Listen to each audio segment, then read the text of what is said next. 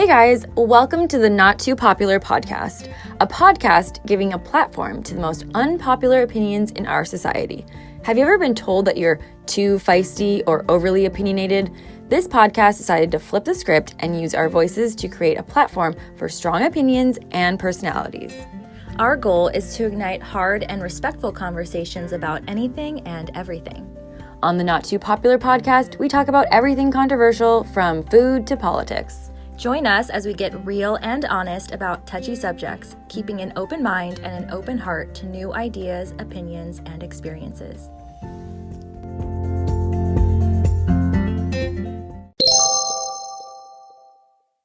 Full disclosure, we reserve the right to change our opinion when presented with new information or just whenever we feel like it. Please don't take our opinions that seriously. Oh, also note, any and all guests we have on our podcast are not representative of our personal opinions.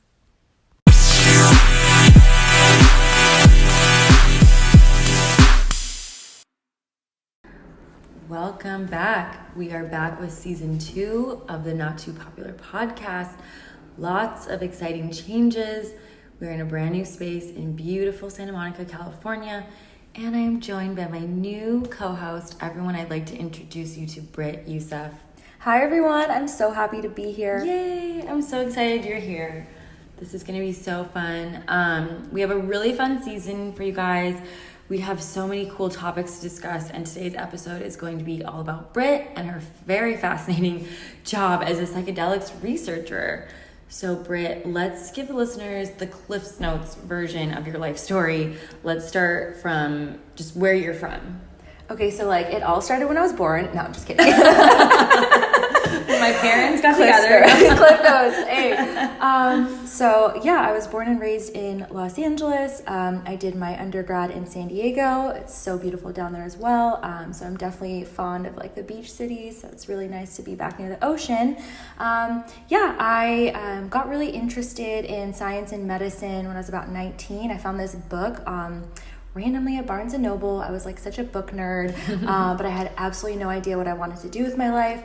And I found this book. It's called The Mind and the Brain, Neuroplasticity and the Power of Mental Force, which is a mouthful, but what that did was introduce me to science and medicine, more specifically neuroscience. So I've heavily done a lot of neuroscience research the last 10 years. It started with addiction. We did a lot of neuroimaging studies, but also I got exposed to mindfulness and meditation early on. I was a part of a couple different studies on mindfulness, mindfulness-based stress reduction, mindful self-compassion.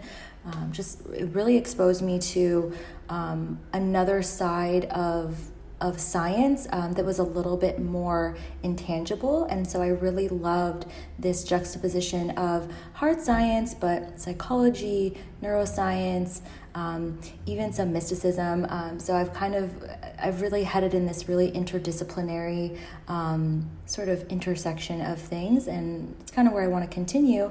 And very fittingly, I found myself in a clinical research lab. There's part clinical practice, part research, and we do studies around psychedelics. And it's this perfect blend of that exact same thing, this mysticism in medicine.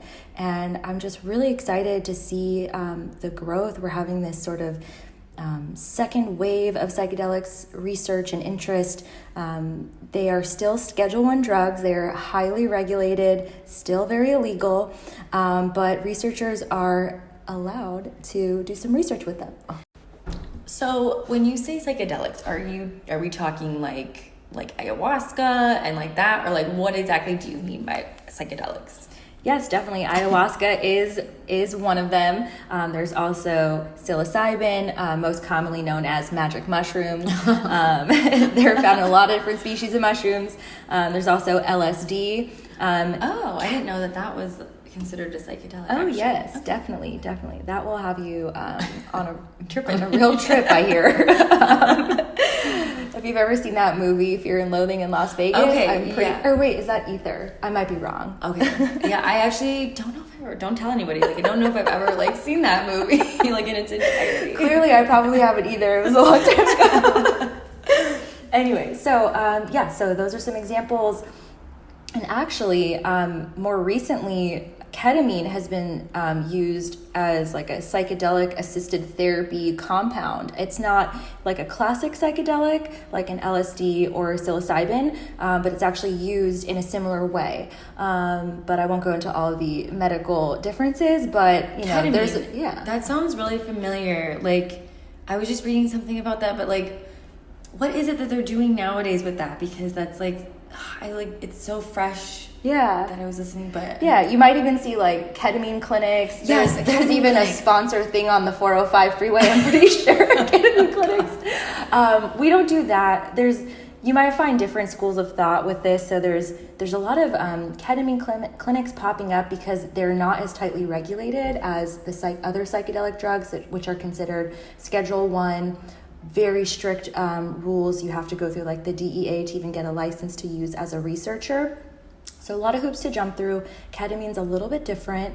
And so you can use ketamine as like a clinical service. And I have some opinions actually on this, which I've learned from, the people I've worked with. And you can do just straight up ketamine dosing, and there might be some positive benefits to that. But it seems like when you combine these compounds with therapy, like talk therapy, you're able to sort of achieve a new level, like maybe some new breakthroughs. And, I'm not a physician, but so I'm just talking about these things as sort of someone who's interested in science and medicine.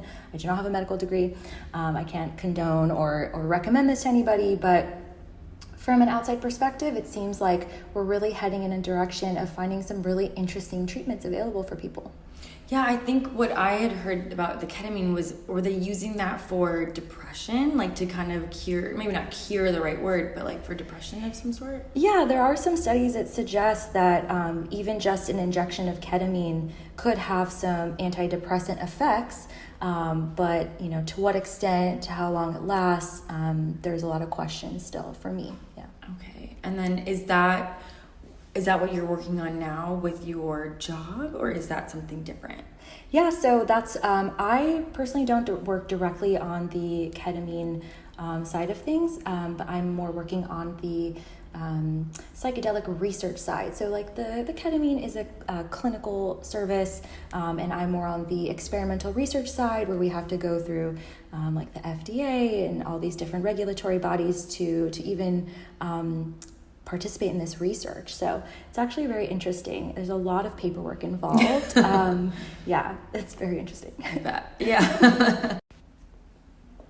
So this might be kind of a broad question, but why is this such a controversial topic? Like, why are people so against legalizing psychedelics, do you think?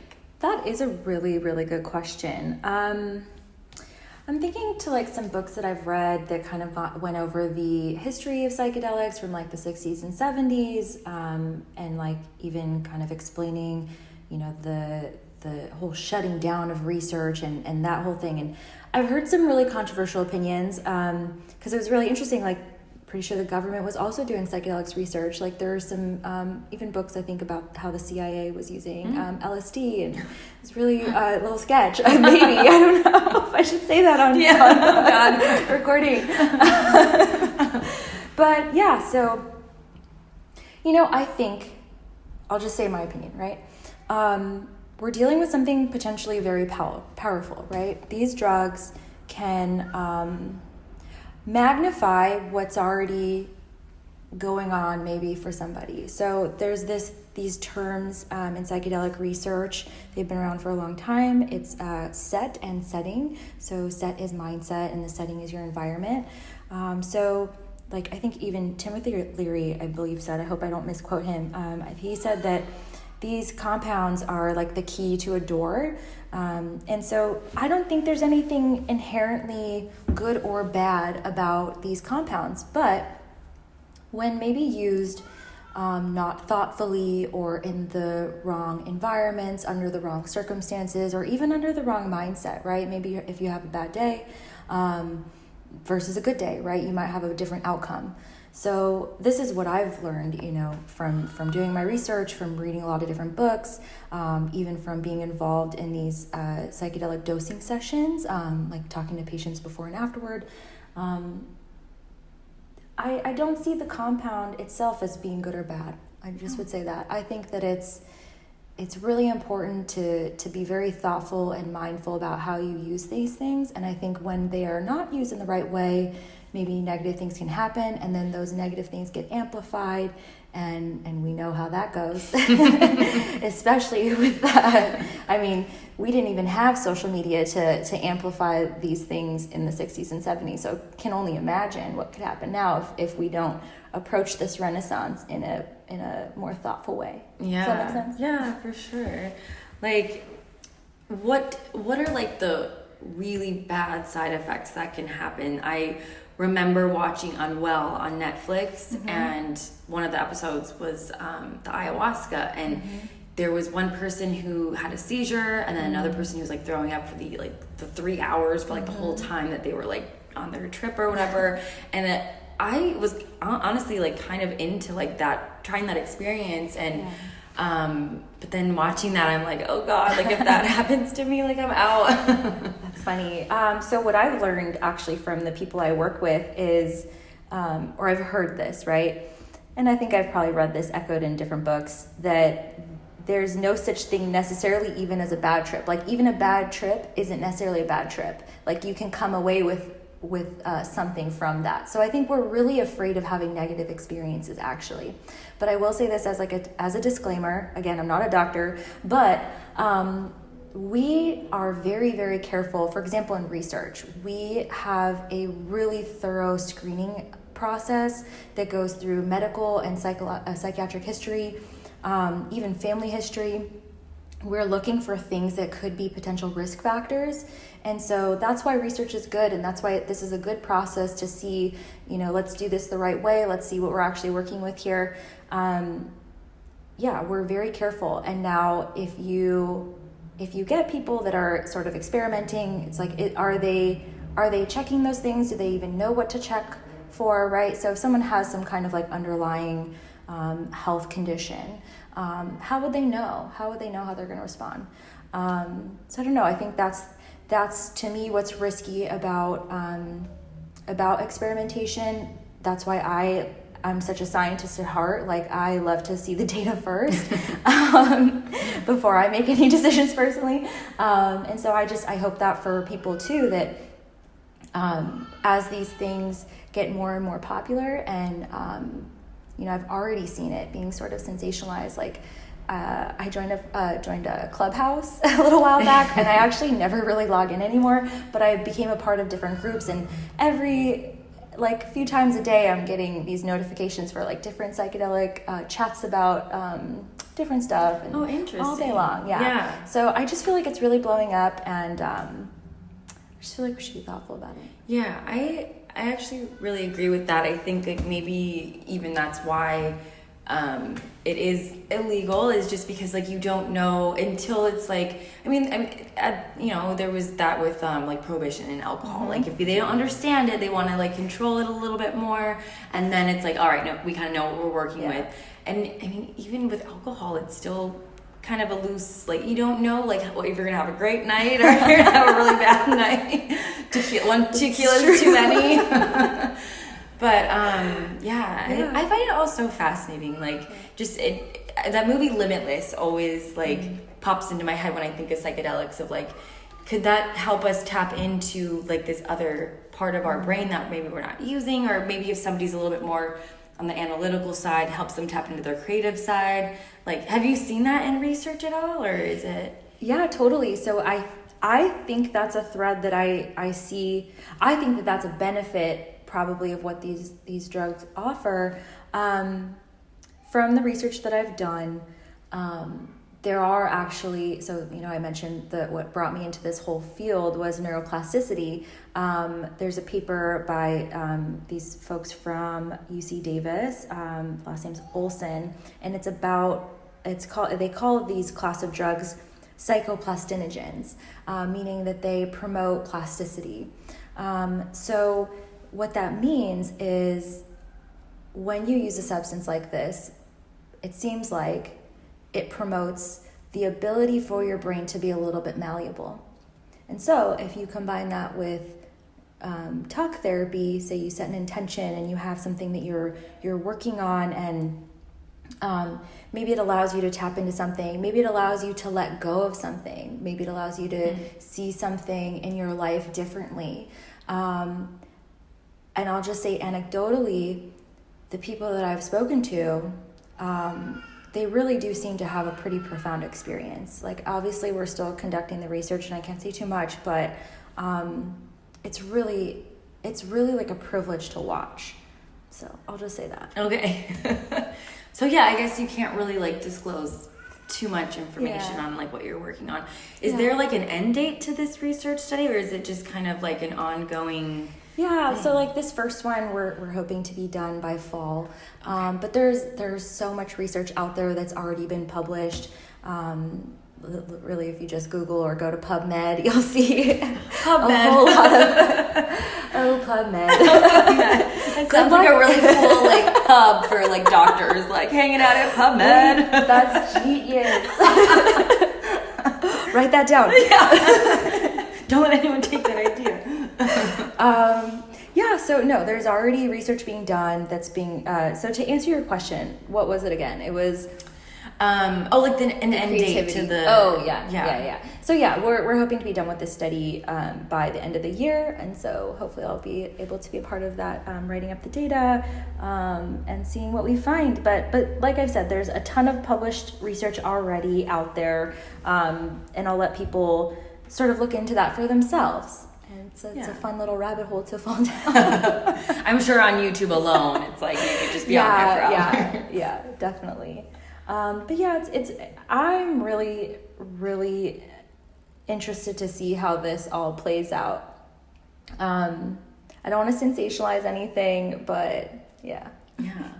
Obviously I know you can't say too much, but where do you think in like 5 to 10 years from now, where do you think psychedelics will be? Do you think it'll be legalized like fully and everyone can, not necessarily like everyone can just like do it at home, but like, like in a clinical way where it's like for treatment purposes. Yeah, I really hope that happens, because I actually, personally, I think that would be better, because honestly, my phone is ringing off the hook of people that really want to join our study, and we only have a really limited portfolio of what we can offer people right now. I've seen an overwhelming interest in people wanting to do this for a variety of different things, and that's what the research kind of indicates, is that this is not just one drug to treat one sort of symptom. It seems that this modality can be generalizable, possibly. I put an asterisk on everything that I say, because I am applying to medical school, so don't want to get myself in trouble at all. But yeah, I think it's really exciting. I think that it would be really great to see. For one, I think they're already decriminalizing it in a lot of states. I think it's already happened in Oregon. I thought I saw that it was making progress in California, but I'm not sure. So at least then it's going to get decriminalized.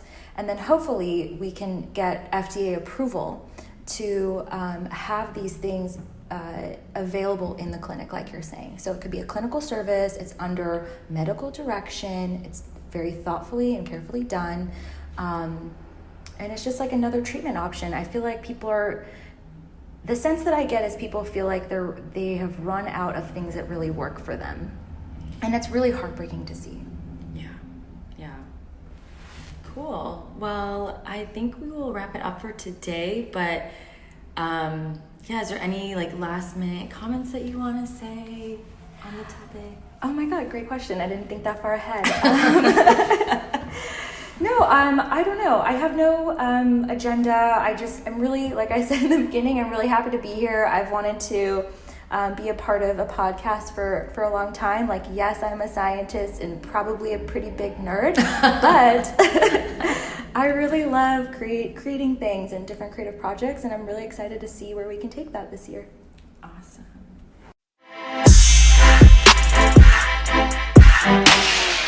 Thank you for tuning in to this week's episode of the Not Too Popular podcast. If you have a not too popular opinion on this episode, or you have an idea for an episode topic, slide into our DMs on Instagram or Twitter, and be sure to follow or subscribe to this podcast for new episodes every Thursday.